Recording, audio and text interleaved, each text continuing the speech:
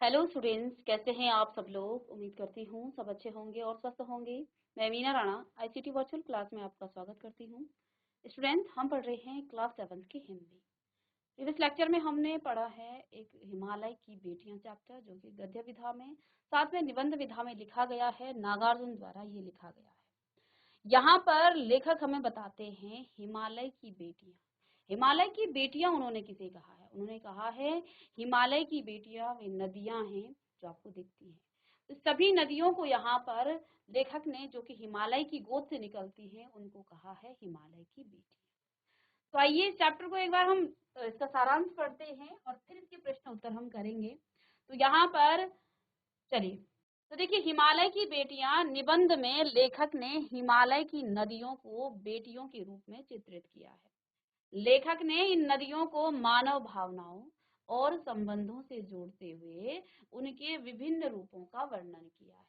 यहाँ पर लेखक ने हमें क्या बताया है? हिमालय की बेटियां निबंध में लेखक ने हिमालय की नदियों को बेटियों के रूप में चित्रित किया है।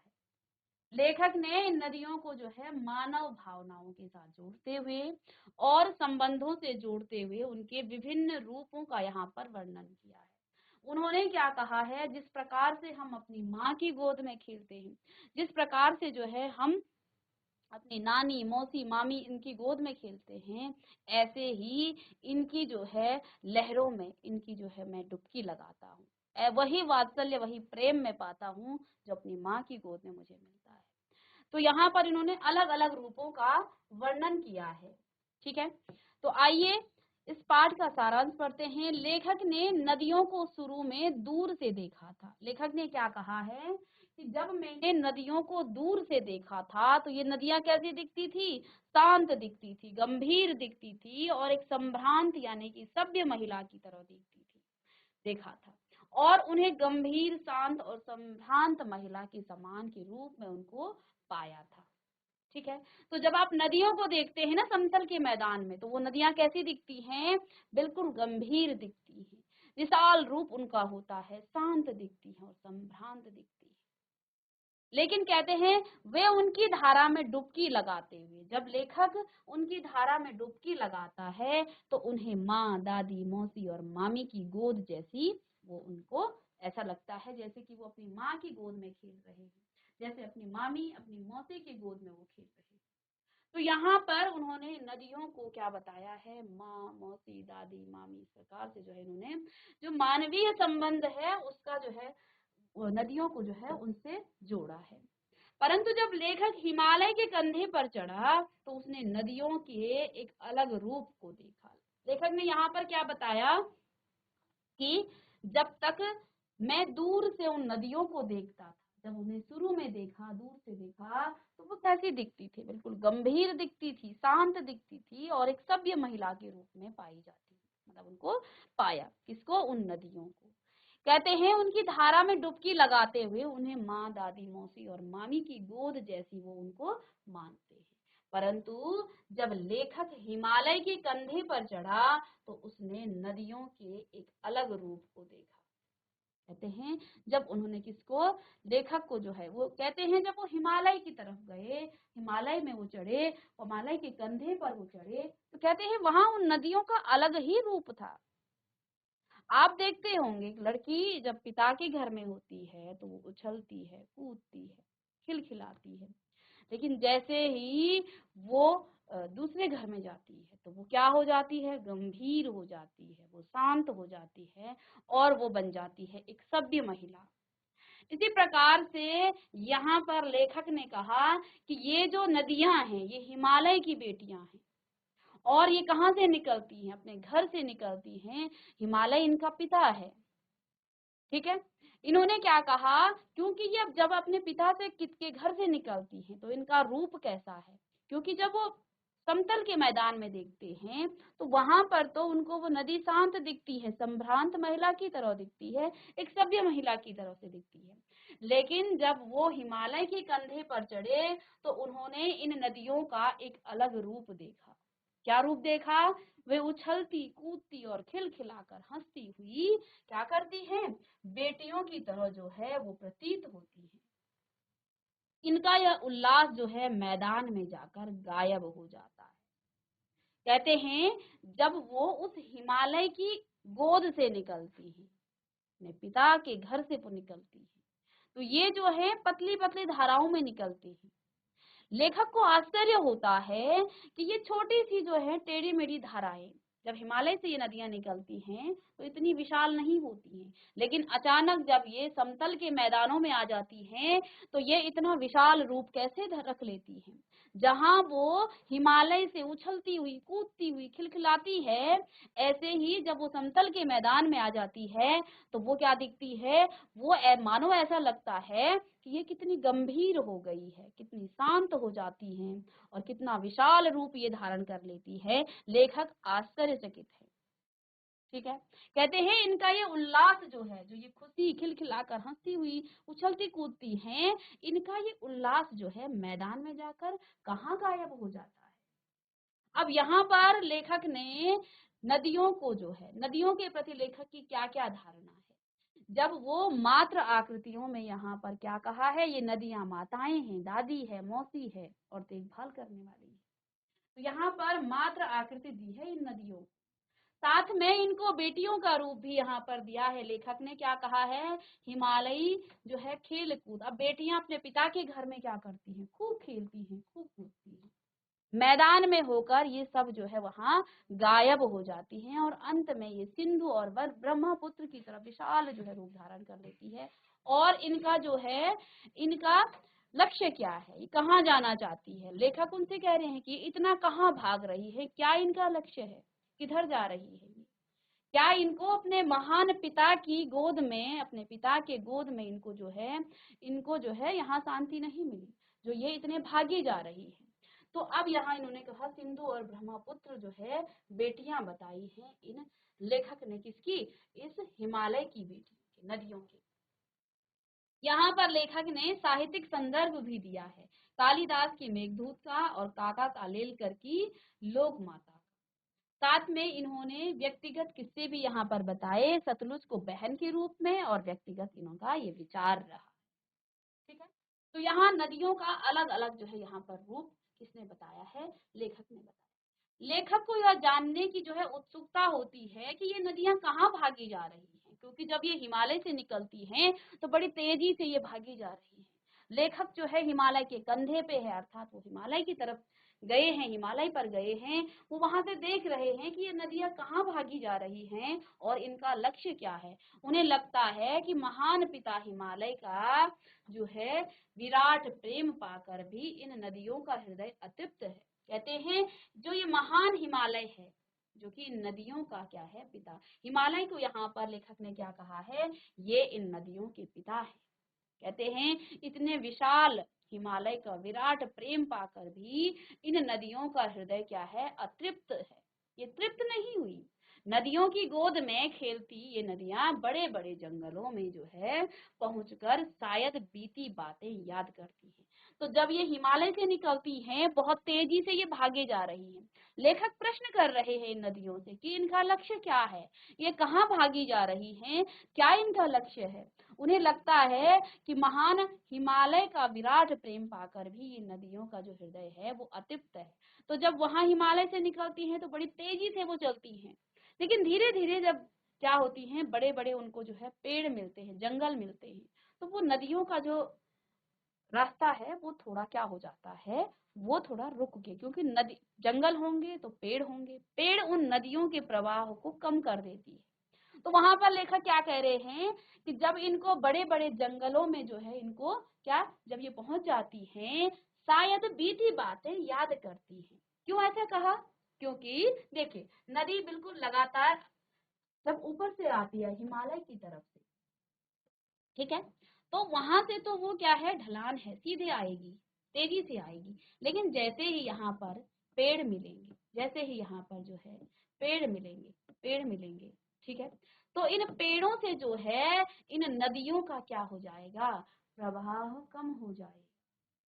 नदियां ये जो भागी जा रही थी, थोड़ी ये रुक के चलेंगी, क्योंकि पेड़ों से इनका प्रभाव इधर उधर हो जाएगा, तो इनकी जो स्पीड है वो कम हो जाएगी।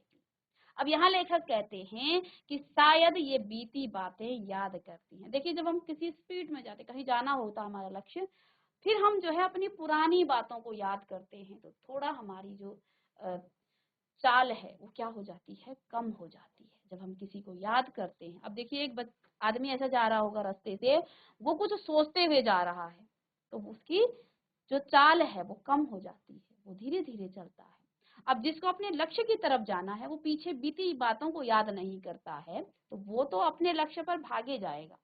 लेकिन जब ये नदियां क्या होती हैं, बड़े बड़े जंगलों से टकराती हैं, वहां पहुंचती हैं, तो इनकी चाल थोड़ी कम हो जाती है, इनकी गति वहां कम हो जाती है उन पेड़ों पर।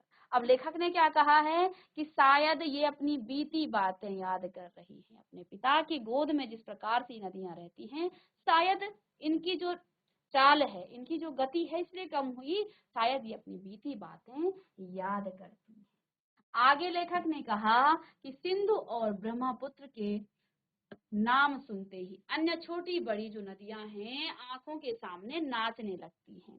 सिंधु और ब्रह्मपुत्र हिमालय के पिघले हुए दिल की बूंदों से बनी है। यानी कि देखिए, हिमालय में क्या होता है, बड़े बड़े ग्लेशियर होते हैं, जो कि धीरे धीरे गर्मियों में जो है क्या होते हैं, पिघल कर ये हमें क्या देती हैं, पानी देती है। नदियों का प्रभाव वही तो है। ये नदियां क्यों निकलती हैं? क्योंकि वहां ठंडियों में बर्फ जम जाती है, और जब गर्मी आती है तो ये ग्लेशियर पिघलते हैं।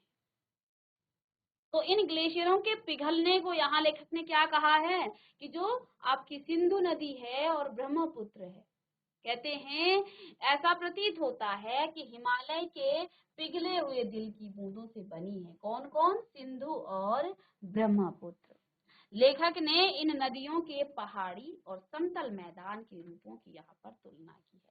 लेखक ने इस चैप्टर में हमें क्या बताया है, ये नदियां जब समतल में होती है उनका रूप क्या होता है, और जब वे हिमालय के कंधे पर गए, हिमालय पर चढ़े, तो वहां उन्होंने उन नदियों का क्या रूप देखा, उन दोनों की यहाँ पर तुलना लेखक ने की है। लेखक ने कहा, जब मैंने इन्हें समतल मैदानों में देखा, तो ये नदियां कैसी दिखती हैं, ये शांत दिखती हैं, एक सभ्य महिला की तरह गंभीर दिखती हैं, और विशाल इनका रूप होता है। ठीक है।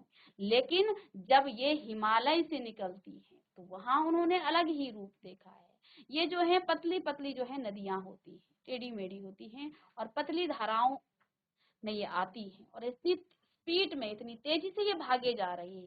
लेखक पूछता है कि इनका लक्ष्य क्या है, कहाँ ये जाना चाहती है। ये सब यहाँ पर लेखक ने बताया है, और साथ में उन्होंने कहा कि इन नदियों का जो रूप है, जब ये हिमालय की गोद से निकलती हैं, तो ये उछलती कूदती खिलखिलाती हुई जो है नाचती रहती हैं। लेकिन जब जैसे ही समतल मैदान में आती हैं, तो गंभीर हो जाती हैं, शांत हो जाती हैं, और एक सभ्य महिला की तरह दिखती है। लेखक ने नदियों के पहाड़ी और समतल मैदानों के रूपों की यहाँ पर तुलना की है। हिमालय की गोद में उन्मुक्त होकर खेलने वाली ये बालिकाएं पहाड़ी आदमियों के लिए आकर्षक भले न हो, लेकिन लेखक को यह रूप बहुत लुभावना प्रतीत होता है।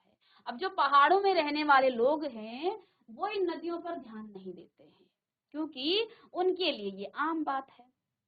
ठीक है, वो बचपन से ही इन नदियों को देखते रहते हैं, तो वो इन पर इतना ध्यान नहीं देते हैं, यानी उनके लिए ये आकर्षक नहीं है। लेकिन लेखक इन मैदानों में इन नदियों को देखते हुए फिर जब ये कहा हिमालय की तरफ गए, तो इनके लिए ये क्या है, एक लुभावना आकर्षक ये नदियां इनको लगती हैं। ठीक है।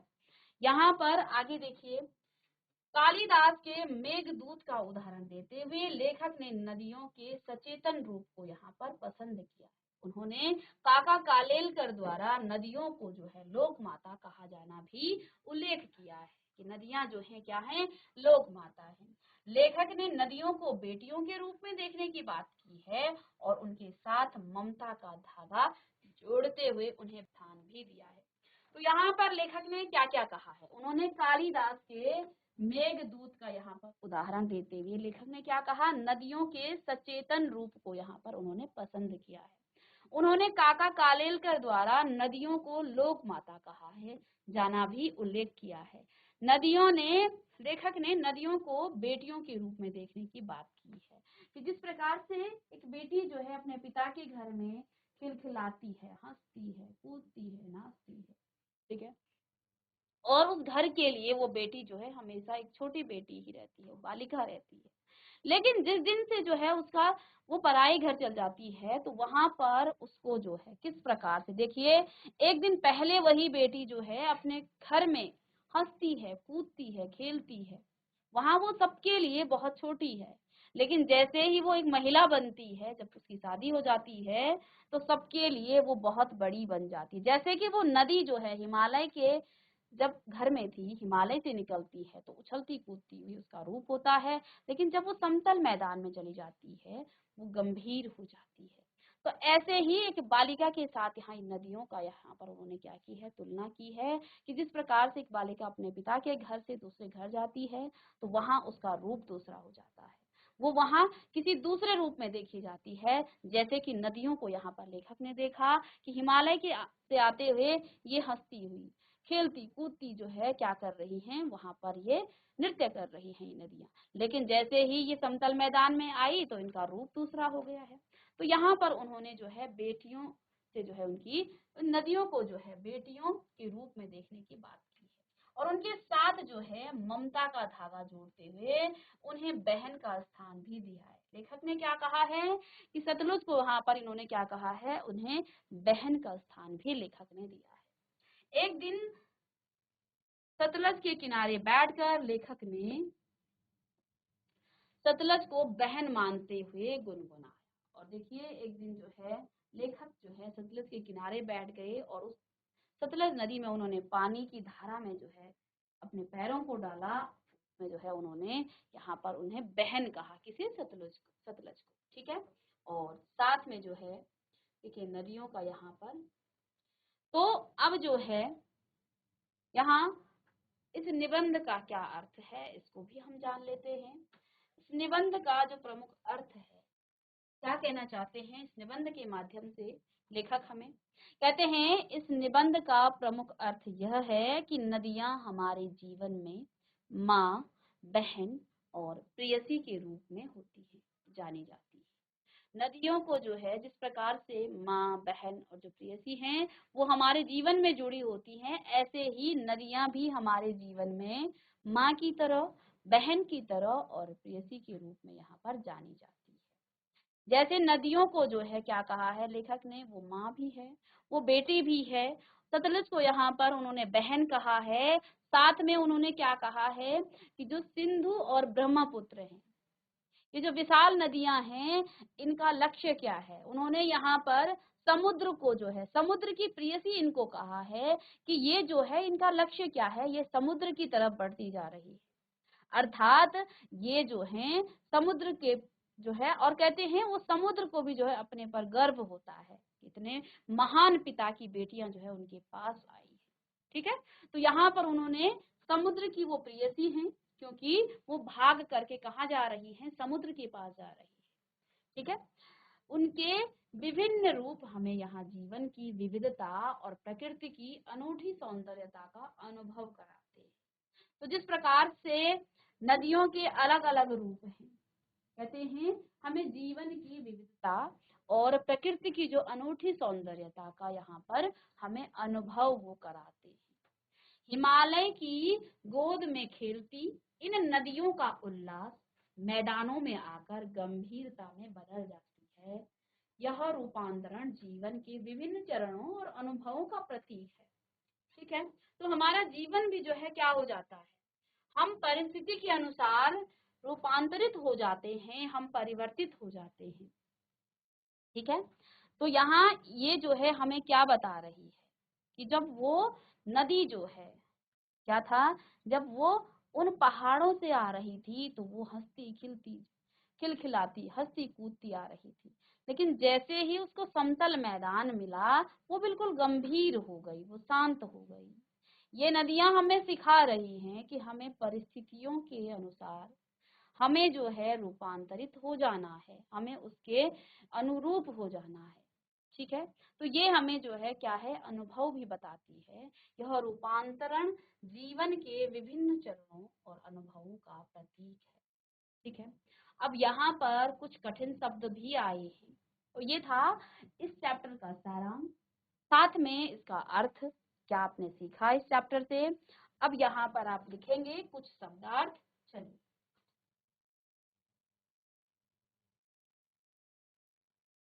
तो पहला है संभ्रांत। संभ्रांत शब्द यहाँ पर आया है, तो नदियों को यहाँ पर लेखक ने क्या कहा कि जब वो मैदान में आती हैं तो वो संभ्रांत दिखती हैं, सभ्य दिखती है। ठीक है।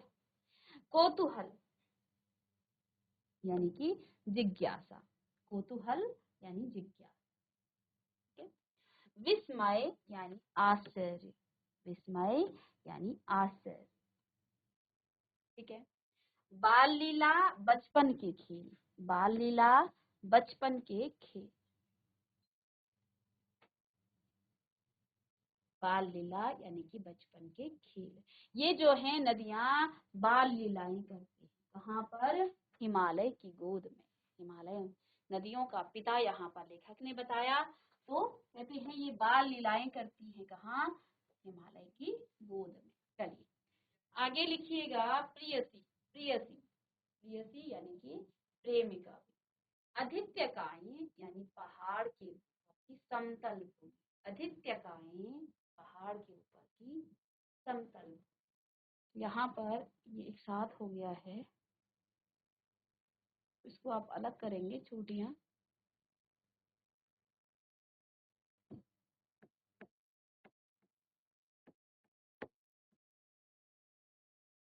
उपत्य, उपत्य कराएं यानी चोटियां। ठीक है, इसको चोटियों को इधर लिखें, इसे काट दें। लीला निकेतन, लीला निकेतन अर्थात लीला करने का घर, लीला निकेतन अर्थात लीला करने का।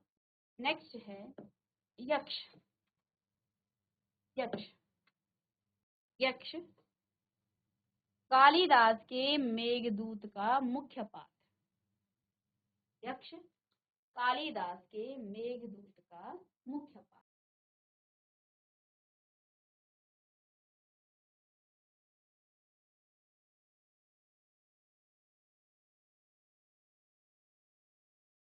नेक्स्ट है प्रतिदान। प्रतिदान यानी वापस, प्रतिदान अर्थात वापस।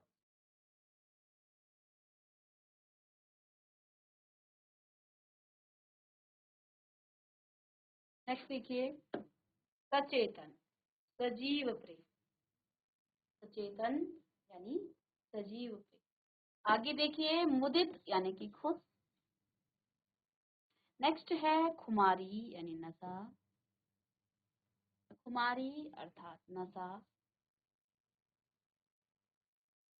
के बाद है बलिहारी, है बलिहारी।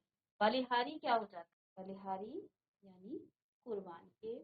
प्रतिदान वापस, सचेतन सजीव, मुदित यानी खुश, बलिहारी यानी कि कुर्बान, कुर्बानी। नेक्स्ट आपका नटी, कोई भूमिका निभाने वाली स्त्री। नटी यानी कोई भूमिका निभाने वाली स्त्री। किसे कहा?